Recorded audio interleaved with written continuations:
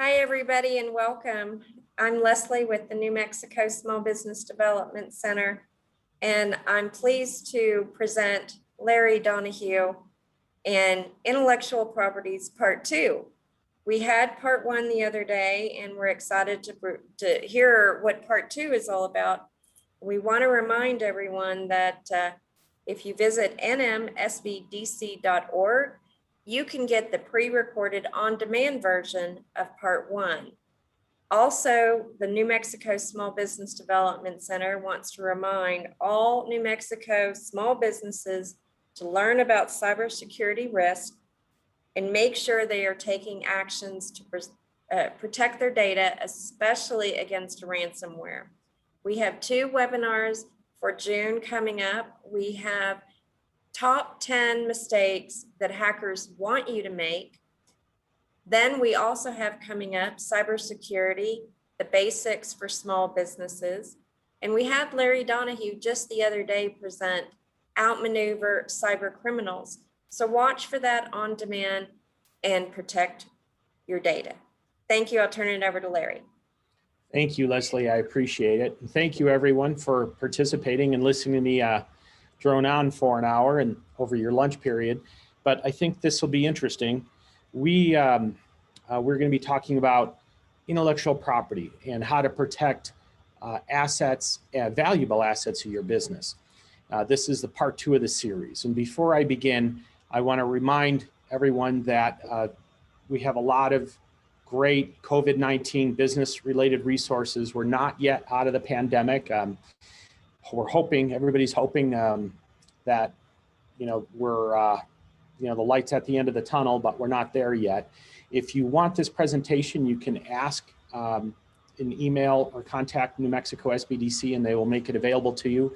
And the links would be available inside the presentation as well. So you don't have to write anything down or take screenshots or anything like that.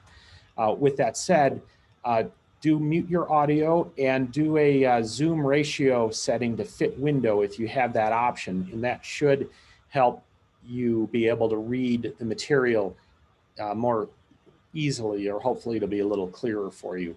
I also want to encourage everybody to put in questions during the webinar. I'm happy to answer them on the fly as best I can. And otherwise, let's get started. I want to tell you that we're going to be discussing intellectual property, in particular the different types of IP and how that fits within your business so you can protect certain aspects of your business and certain assets of your business. So you'll walk away from here better understanding what intellectual property is and isn't and how it can protect your business. And this is part 2. Part 2, we're going to be discussing patents, trade secrets, and contracts.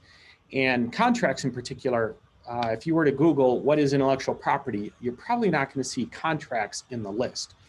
I kind of disagree with that because I think contracts do permit us to create an intellectual property in certain instances. And so that's what we're going to talk about and how you can use contracts in certain scenarios where nothing else will work.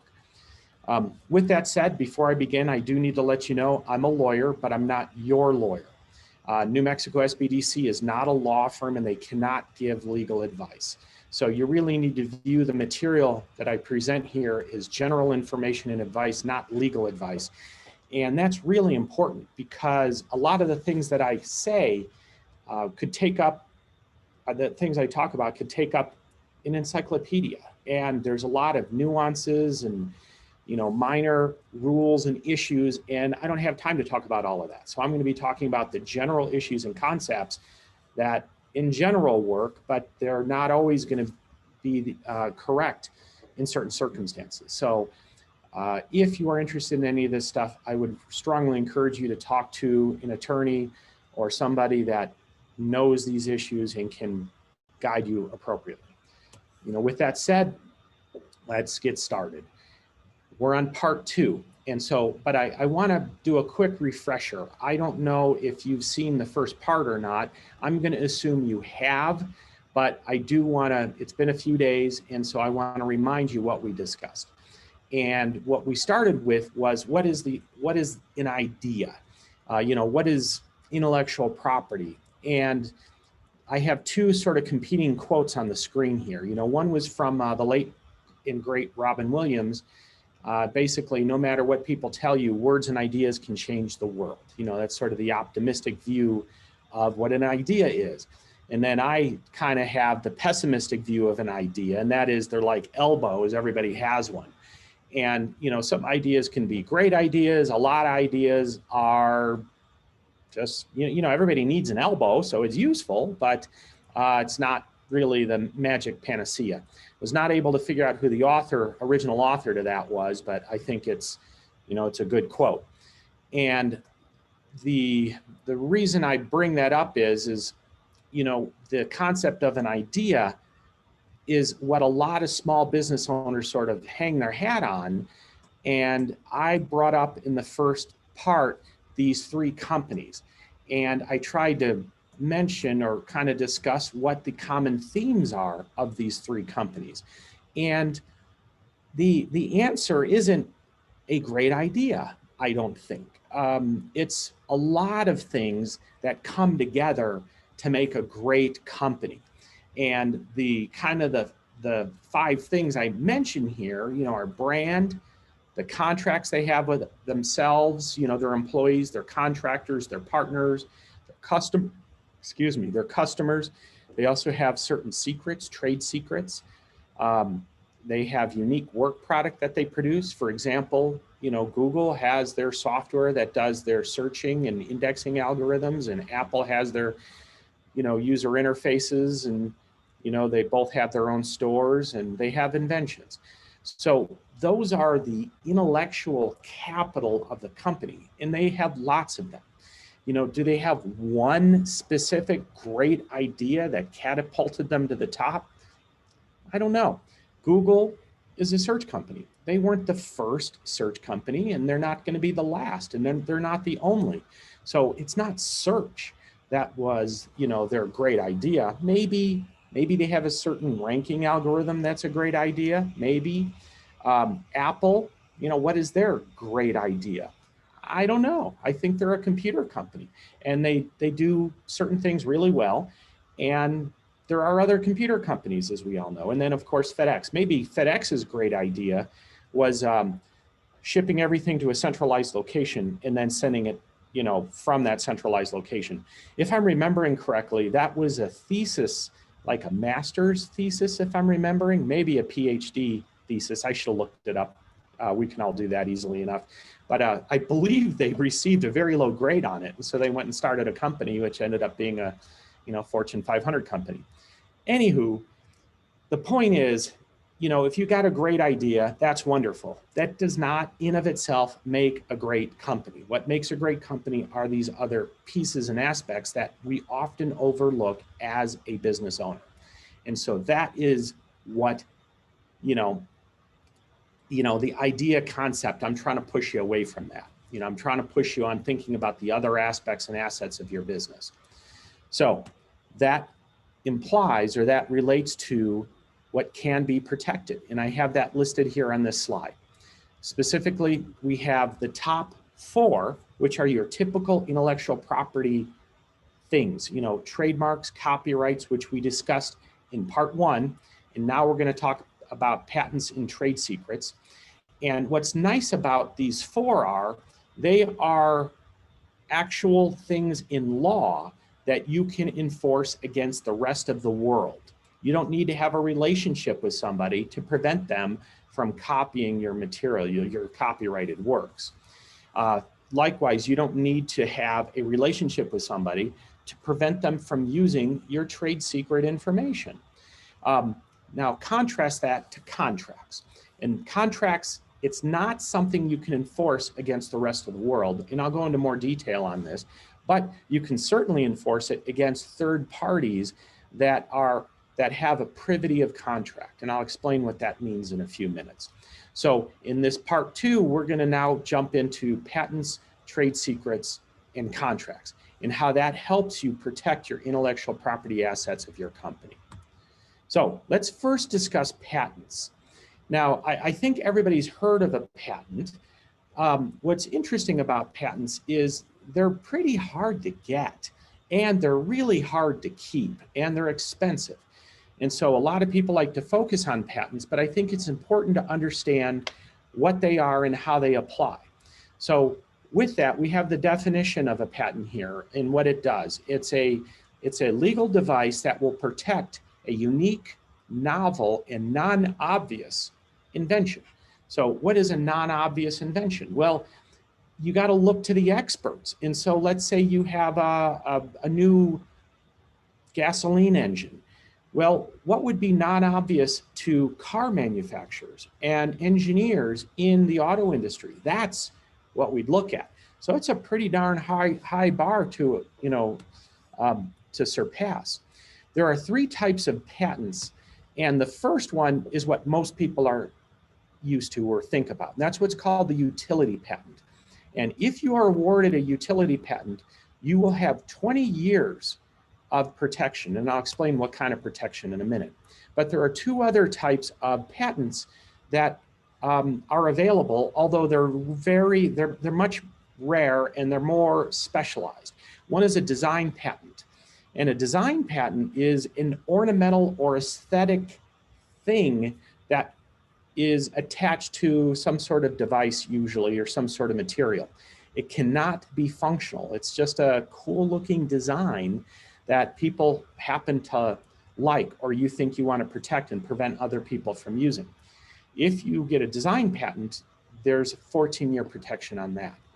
Most people don't go with design patents except in interesting areas. Most people go with copyrights, although they're very different animals here. Finally, there's another type of patent called a plant patent. And yes, it applies to plants, and it specifically asexually reproducible plants.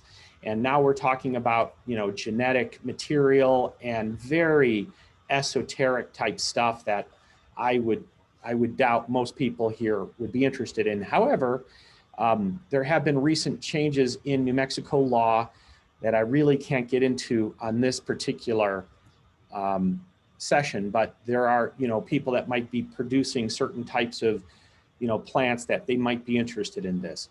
But we are not going to cover that in today's discussion. So sorry about that if anybody was hoping I'd do that. There are 5 categories of utility patents, and let's focus on that because that's really what is the big issue here for most people. It's going to be a utility patent if you are trying to protect an invention of yours.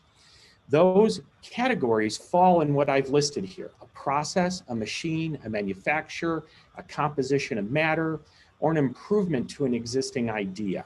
Those are the general categories, and some inventions might overlap in multiple categories. For example, think software. That could be a process or a machine, or maybe an improvement over an existing idea. The patents, when you are awarded a patent, gives you the right, and I put try to, and I'm going to explain that in a minute, but a patent gives you the right to exclude others from making, using, selling, offering for sale, or importing into the United States an invention for the length of term of the patent. In 20 years is what I had mentioned for utility patents. So the reason the government, the federal government, is willing to permit you to exclude others from doing this is because you have to disclose the details of your invention to the public. So I'm going to come up with a crazy invention: teleportation. Nobody knows how to do that. So therefore, I think that would be something you could probably patent. But when you do that, you're telling the rest of the world how to do it. And you really got to think about that for a minute, right? So you get a US-based patent. That's going to be valuable for 20 years. But guess what? Do you have can you enforce the US patent in Russia? No. Can you enforce it in North Korea? No. Japan? No. You have to go and then do other mechanisms to try and enforce your patent in other countries. And surprise, surprise, other countries have their own ways of doing things, which may or may not necessarily work. So that is really a big factor that a lot of people, I think, overlook when they're thinking about inventions. And I also want you to think about that when we start talking about trade secrets. And that we'll use that example in a minute. So the other issue you need to understand is, if you have an invention that is, a great thing over the prior art, what is the prior art? Is the prior art other inventions that are subject to patents? So it's possible for you to patent something that utilizes a previous patent, but you are then restricted from using your patent because of the other patent without the other patent holder's permission or approval, which you can't guarantee you're going to get. So there's a lot of domino pieces to this puzzle. And as you can imagine, it could get quite expensive. And I'll discuss that in a minute. So the other benefit here is patents are a right or an interest that may be sold, licensed, or transferred. And that ends up being what happens. And we have a lot of engineering clients, they're from Sandia or they're Los Alamos engineers or scientists, and they come up with some really interesting thing. And what they'll end up doing is getting the patent and licensing that patent to somebody else or selling it. And that's where there's actually a lot of money to be made in doing the patent, creating the patent, and then selling that or transferring it to somebody else that has better financial means to be able to protect it or enforce it or license it out to manufacturers or whatever. So here's the thing about why I put try to exclude others from making it. The only way you can exclude people is by enforcing it in a court of law. And when you file a lawsuit, that's an expensive thing. You have to pay, a lawyer, a retainer. Usually it's going to be in the $10,000 range or more. And then if they want to fight you, meaning the other side, the opposing side wants to fight you, that could be a very expensive proposition. And you're going to have to call expert witnesses. They're not just going to rely on your word. You're going to have to bring in other experts on why this is over the prior art. They're going to try and invalidate your patent and totally make it worthless. And so it's a real, drag out fight, which is why a lot of engineers license it, like I had mentioned earlier, because they don't have the financial wherewithal to spend potentially hundreds of thousands of dollars fighting this stuff in court. And if you don't have the ability and wherewithal to pay the right lawyers and expert witnesses to help you, you could lose your patent rights entirely. So you have to be able to go the full mile to be able to fight and litigate properly to defend your patent rights. So let's talk about how to obtain a patent if you're interested in that. The first suggestion I would recommend is consider what's called a provisional patent. It's really not a patent at all. All it really is it establishes a filing date. It says, okay, today is the filing date because I filed my provisional patent. And a filing date is really important because let's say you have two different inventors inventing the same thing. Who gets the patent? The answer is whoever files first. The filing date is absolutely critical. So a provisional patent is very inexpensive and allows you to get a filing date. And it also, you don't have to get into a lot of specifics about your invention. I have a teleportation system or a device, and it kind of looks like this. I'll get my provisional patent, I'll get my filing date. Now, once I do that, I have a year to perfect it. And what perfection means is filing my actual utility patents on the invention. And a provisional patent could be made up of one or more utility patents. And I'll be able to use my earlier filing date in case some other joker out there says they were working on teleportation as well.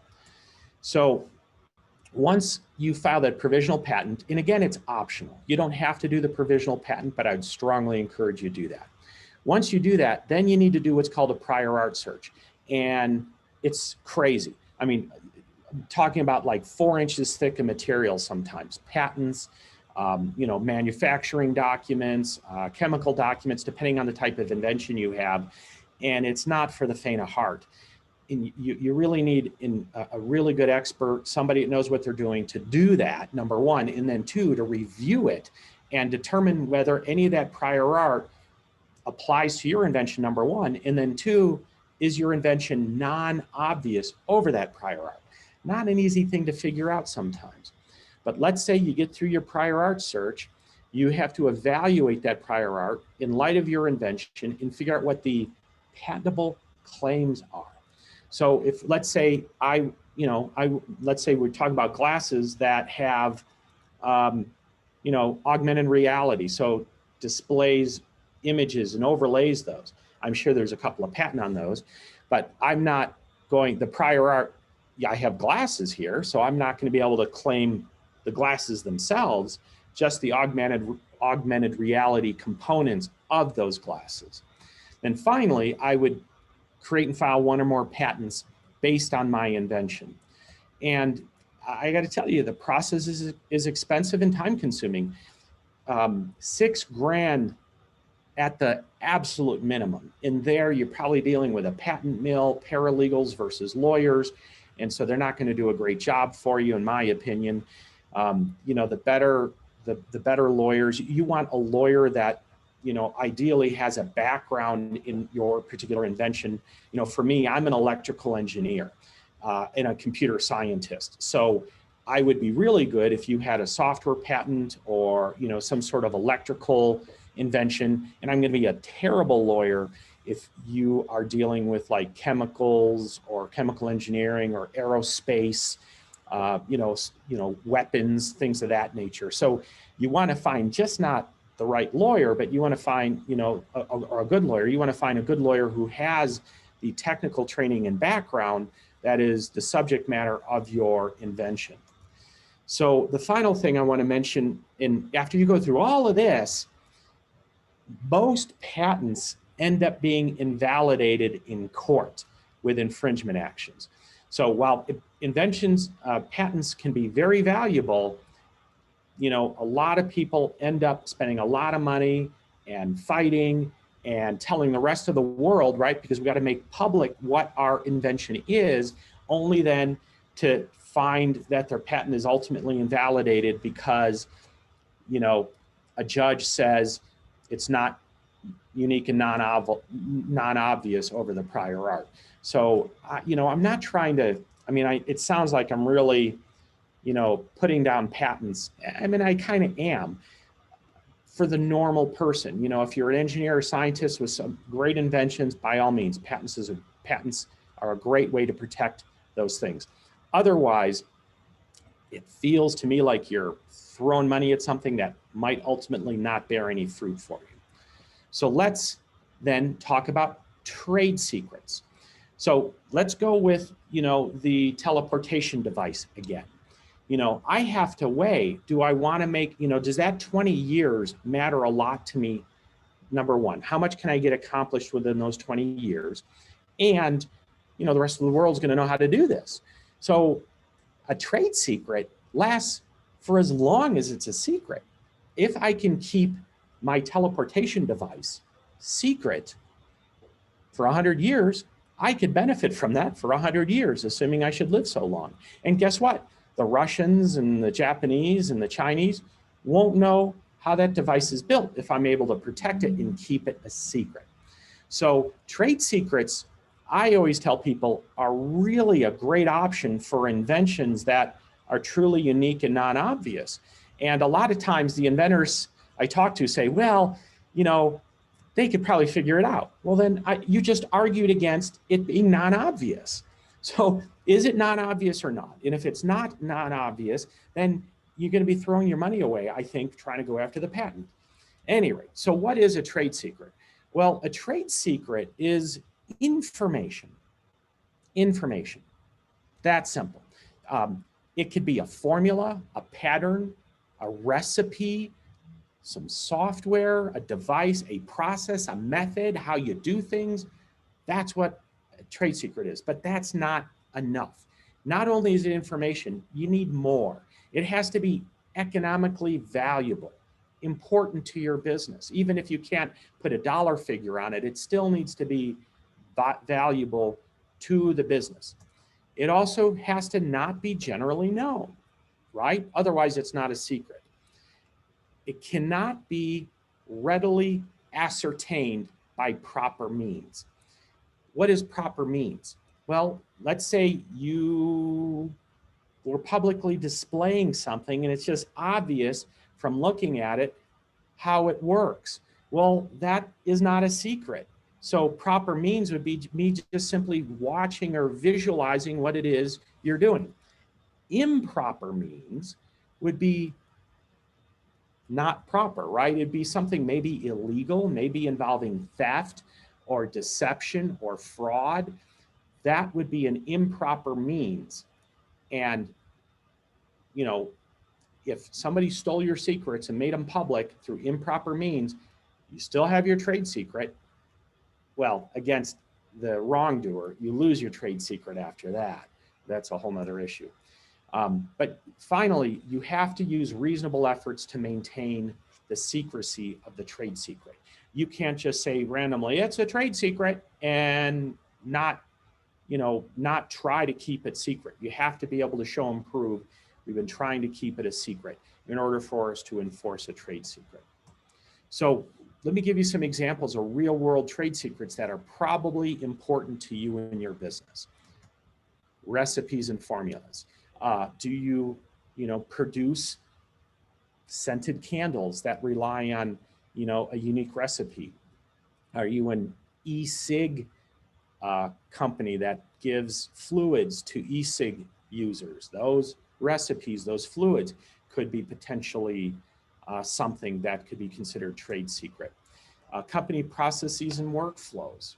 I mean, you have your own way of handling stuff, whether it's, testing or fulfillment or sales or marketing or whatever it is. Those can be considered secret if they're important and invaluable to your business. But the real value in the real area that trade secret seems to apply to most people are the following: vendor partner lists, mailing lists, customer lists.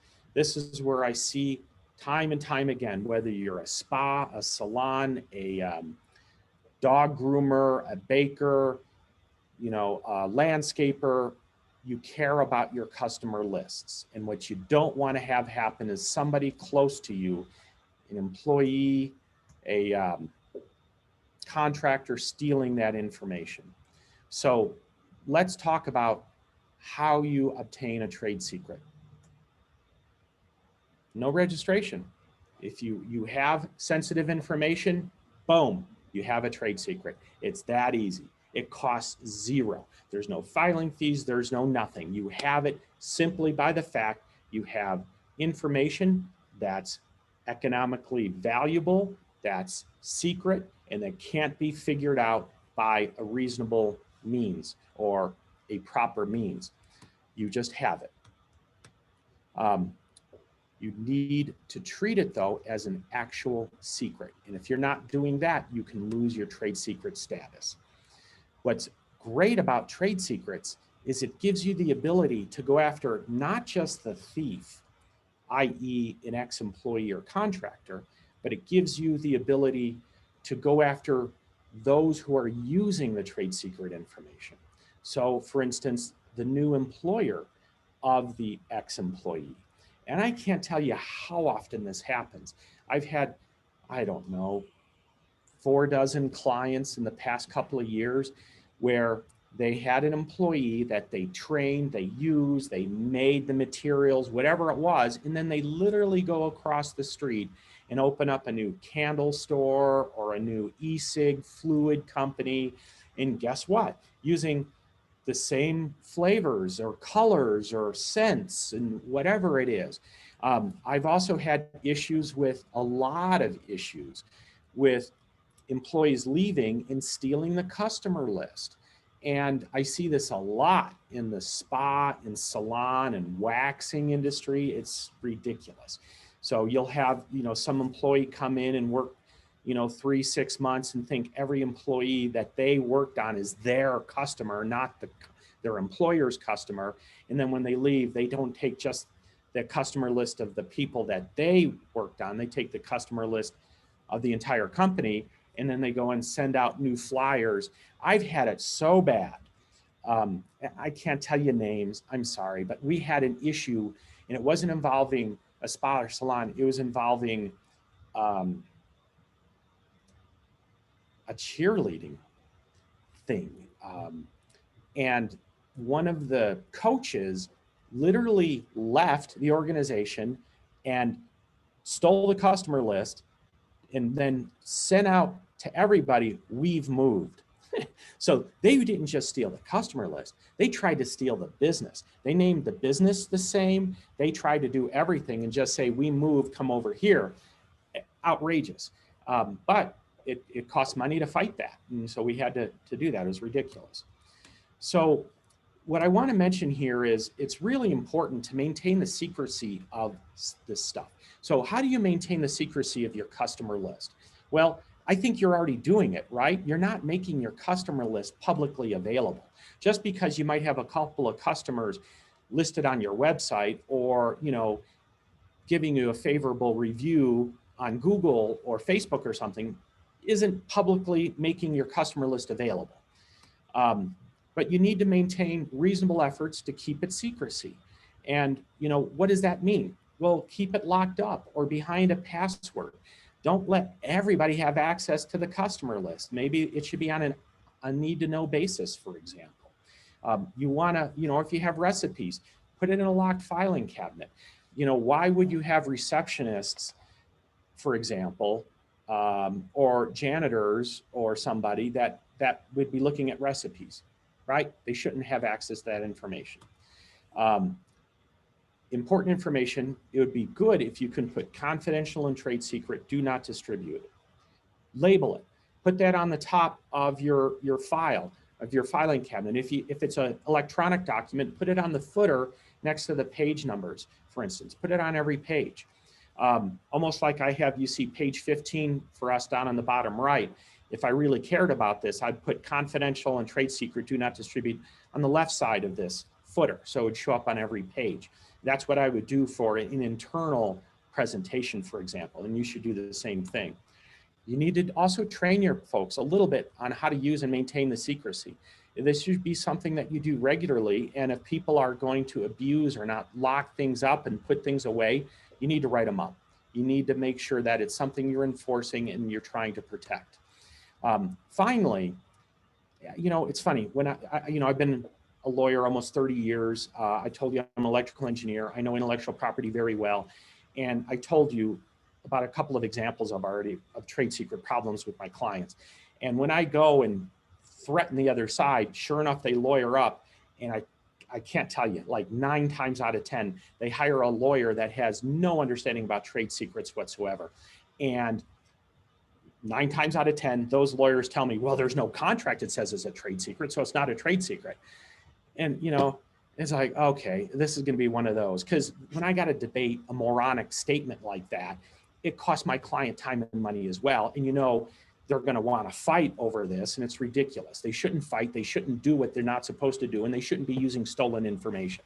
But at any rate, a contract is not required. A contract just helps.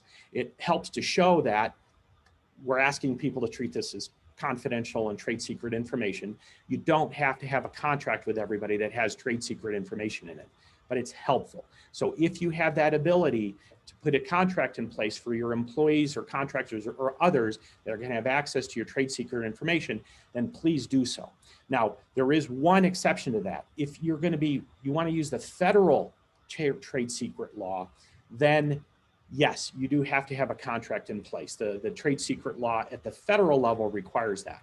But if you're dealing with local folks here in New Mexico trade secret law is the bazooka that I need to go after people. So you don't really need to worry about the federal stuff unless you're dealing with somebody in another state like California, Texas, Illinois, and you're relying on California law or some other law that may not have the same issues with trade secret law that New Mexico does. So finally, I want to try and get you to think strategically about trade secret information. It's extremely valuable. And you may be thinking, I don't care if people steal my customers. Okay, that's fine. But, are you sure you don't care? And would you care later down the road? If so, just try and treat it as a secret for now. And I want you to do one better. on the customer lists, the vendor lists, the things of information that databases that are important to your business, I want you to consider putting decoys in that database. So for example, if it's a customer list, it's going to have contact information, email addresses, right? Phone numbers, addresses. Put in some decoys that, it's not obvious it's you, but, you set up a fake email somewhere, or, you use your, family member or something like that. And that way, if your list is stolen and the decoy receives a marketing announcement or notice from somebody, you have instant evidence of the theft, right? Because nobody should know about these decoys without stealing and using the list without your permission. So that's a wonderful thing to do and think about if you have mailing lists and database type information. So please do that. But I want to just remind you before I end on trade secrets and move on to contracts, just because somebody's doing something similar to you doesn't necessarily mean they stole your trade secret information. If you are doing something and you have your own recipe for a wonderful apple pie, that doesn't prevent the rest of the world from trying to come up with their own wonderful apple pie as well. You need something more than just simply, hey, you're doing the same thing I'm doing. And so it is a bit of an evidence problem, isn't it? We have to show, you had access and you stole it through improper means somehow. And now as a result, and then the time sequence works out. You didn't have that wonderful apple pie until you hired our employee, and now you have that wonderful apple pie. So now we have some causality here. We have some way to possibly argue it was a theft of our recipe, and now that's why you have our apple pie. So that's enough on trade secrets. I spent a lot of time on it, and I really like trade secrets because, let's go back to the teleportation device I came up with. The teleportation device, nobody knows how to build something like that. So if I try to go and patent that thing, it's a US-based patent. I can only enforce it in the United States until I try to expand out to other countries, but I'm never going to be able to expand out to all countries. But trade secrets, nobody knows how the teleportation device works. They're not going to be able to figure it out just because they look at a, black box. So trade secrets provide a lot of benefit for inventions, processes, other magic stuff that you have in your business. And so I really encourage you to look more into that. And, even if you don't think you need it, you have it. So try and treat things secretly if you can, and then maybe down the road, it might be valuable to you for some reason. So the final thing I want to talk about is contracts. And I know we all know what a contract is. And by the way, thank you for the comment. They like the idea about decoys in the database. It is a thing that has been very valuable to us. And what I tell people is, if you make things easier for the lawyers, interpret that to mean less expensive, right? If you make my job harder, I charge for my time, it's going to cost you more. So, doing decoys in a database is wonderful. Makes my job a lot easier, and we love that. So let me talk about contracts briefly. I know you know what a contract is, but what I want to remind you is contracts are more than just like, locking a deal in place. They are a bargain for exchange and value between two parties. And what does that mean?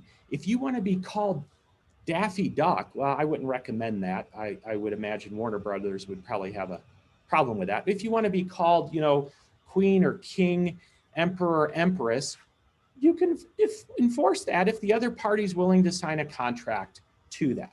So what it allows you to do is, if you have to get other people involved in your business, other people have to learn about your idea, you can create intellectual property. You can just by getting two people to agree to it. And similarly, you can prevent them from taking that information, even though you can't otherwise enforce it in a contract, in a patent or a trademark or a copyright. You can still tell people, hey, you can't copy this, and when the contract's over with, you got to delete everything and send it back to me. So contracts are still a form of intellectual property, and they're very flexible. You have the standard, what we call wet signatures with your employees, contractors, people that you see face to face and interact with. But there's other ways to incorporate this into what you do. For instance, on your websites, you can have a terms of service listed at the bottom of your footer that goes to a specific terms of service page and tells people, hey guys, we view this as our intellectual property and we retain the rights to all of this, and you agree not to challenge and copy and so on. So you could put that in your terms of service without having people to have to sign. Now, if you're going to be collecting money, if you're going to be putting a lot of requirements on people, you probably want to switch to what's called a click wrap. And a click wrap is, as you may know already, you've seen this with different types of products online. If you're going through the purchase process, you can't continue without clicking on a checkbox saying, yes, I agree to the terms and conditions of this sale or of this website or whatever it is. That's considered a click wrap. And it allows you to stuff a lot of things in there that would help you protect your ideas and your valuable intellectual property assets of your company. Finally, there's what's called a shrink wrap. And you see this a lot in the old days when you go to like Office Max or computer store and buy an actual box containing software. You have to literally crack open the seal, and that seal says you agree to their terms and conditions, otherwise you can't use the product. It's now turning into a little bit of a click wrap because you buy stuff online a lot now, but a shrink wrap is still a possibility. You basically incorporate that into your package or your design somehow. So all of these are available to you when you're interacting with people. You're basically creating a bunch of one-on-one relationships between your company and the customer, your company and the employee, and you can incorporate terms of service or contract language into those relationships and help protect your intellectual property in ways that you would not otherwise have available to you. Contracts can, maintain accountability and establish duties and obligations. They can ensure payment as well as penalties for non-compliance or breach, or they fail to do something like notify you if they know somebody's taking advantage or using your product or service without your permission. You can terminate relationships with contract and establish how to do that. You, really important here, limit warranties and limit indemnities and liabilities. And there's one thing I really want you to understand as a business owner. In New Mexico, look up unfair trade practices. It's a UTPA claim, we call it in the legal world, or Unfair Trade Practices Act. Consumers can use this against merchants and businesses. And it basically requires some sort of allegation of wrongdoing on the business's part. But the bar threshold is really low. So what would be an example of wrongdoing? Misrepresenting. You told me you were going to give me a fast website and my website's slow. You misrepresented what you sold me. I gave you a bunch of money to build me a website and I got a slow website. Well, what is fast and what is slow? Who the hell knows? Let's go to the judge and argue it. And oh, by the way, if you lose as a business, you could be subject to 3 times damages and attorney's fees. So you don't want a UTPA claim against you if you can avoid it. You got to put stuff in the contract. You limit the warranties, limit the liability. So let's say you had a UTPA claim. I would, if you had a contract, hopefully there's a limitation of liability clause that says, look, you're not responsible for any fees, penalties, judgments, interest, whatever, above and beyond what you've been paid. So that'll help you limit or cap in contract what a UTPA claim might otherwise argue, 3 times damages plus attorney's fees. So it's really important to have those clauses in an agreement with your customers or clients. But there's other things contract can do for you as well. Control how disputes are resolved. Can they just go and file a lawsuit right away because they have an uncle who's a lawyer, or do they got to go through mediation, or do they got to try and work with you first? And this can really help eliminate or reduce expensive lawsuits.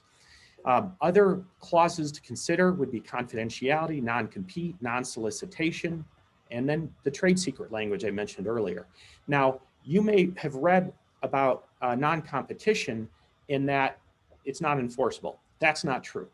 Now, in certain states, it might be not true, like California, but let's say you have a customer in California. Does that mean you can't enforce your non-compete? Well, if they agree to a contract based on New Mexico law, and your contract says they got to come and sue you here, it can be enforced, even though they're located in California. Lots of fun stuff with all of that. What you need to be aware, though, is contracts cannot be enforced against third parties who are not a party to the contract. So that's the big limitation here with contracts, and why those other 4 areas of intellectual property are so important: copyrights, trademarks, patents, and trade secrets.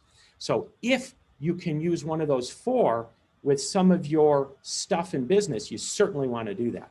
But when you don't have any one of those 4 available, or even if you do, it's good to also have that stuff in a contract against the people you're doing business with. Now, I want to warn you, there's a bit of an exception here, and that's called tortious interference of contractual relations. What the heck is that?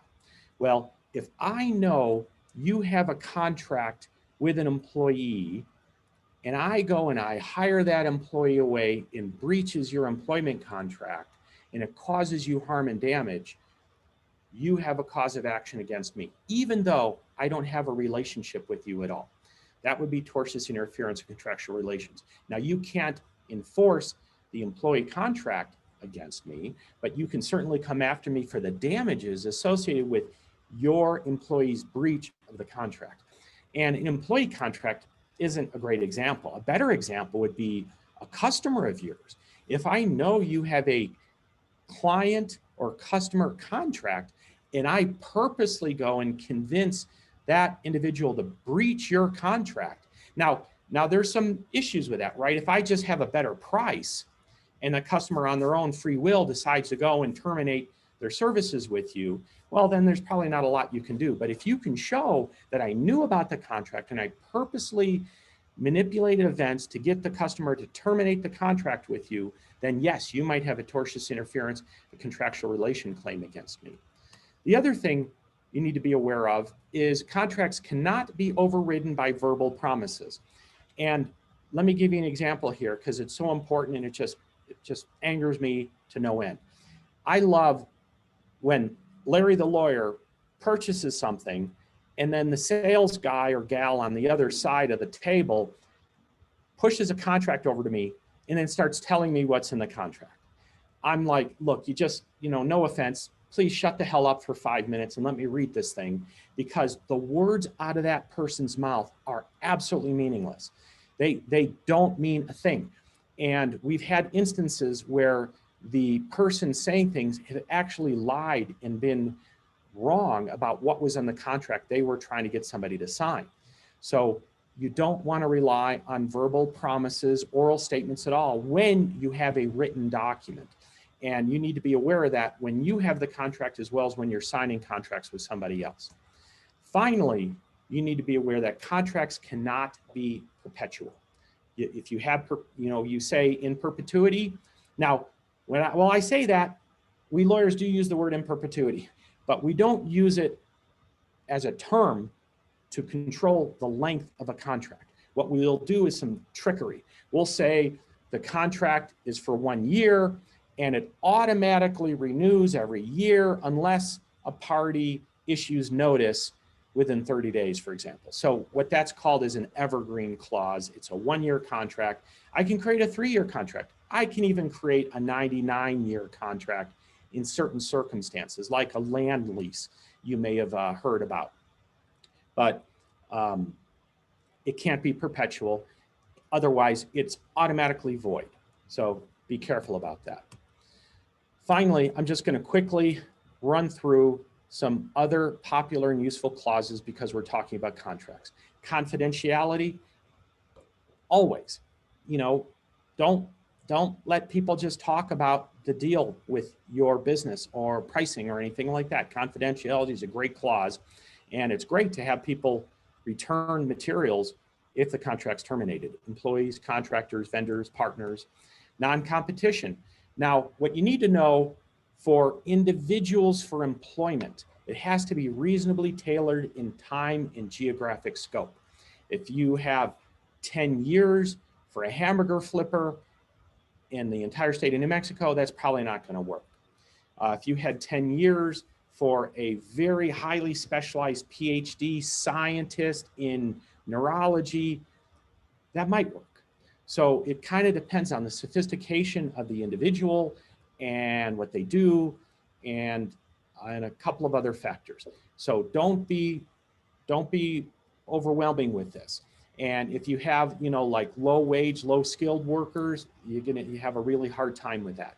So, you know, it's just the higher, you know, more skilled workers that's going to work on.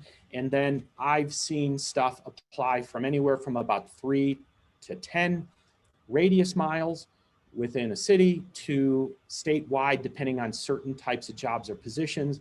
And then usually 2 to 5 years, 3 years being the average is kind of what we see and we think could be pretty enforceable, at least in New Mexico.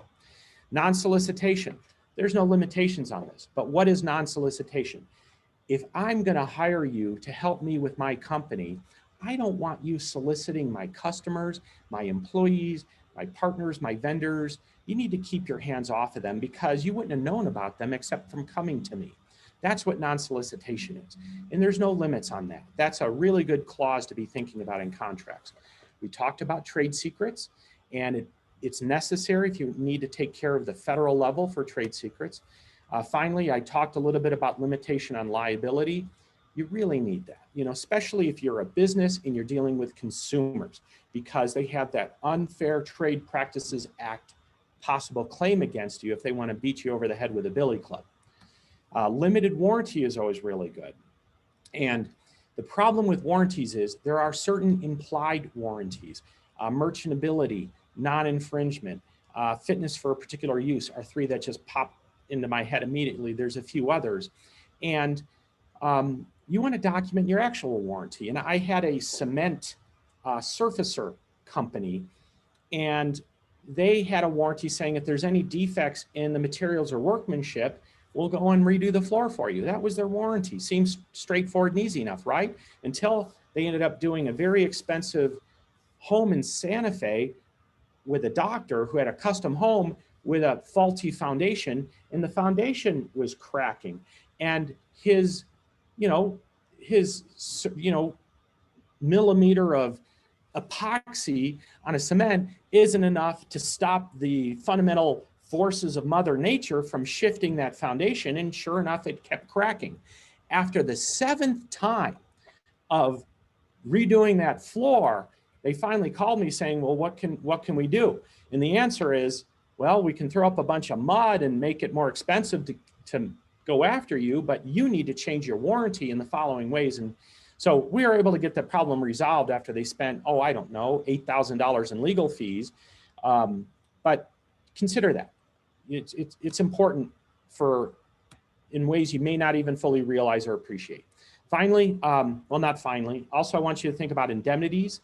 And what an indemnity is a reimbursement for any harm or damage you incur associated with their breach or their mistake. And, if somebody's going to go and, take your stuff, or if they're going to create problems for your business, you should get paid for that. That's what an indemnity is. Finally, dispute resolution.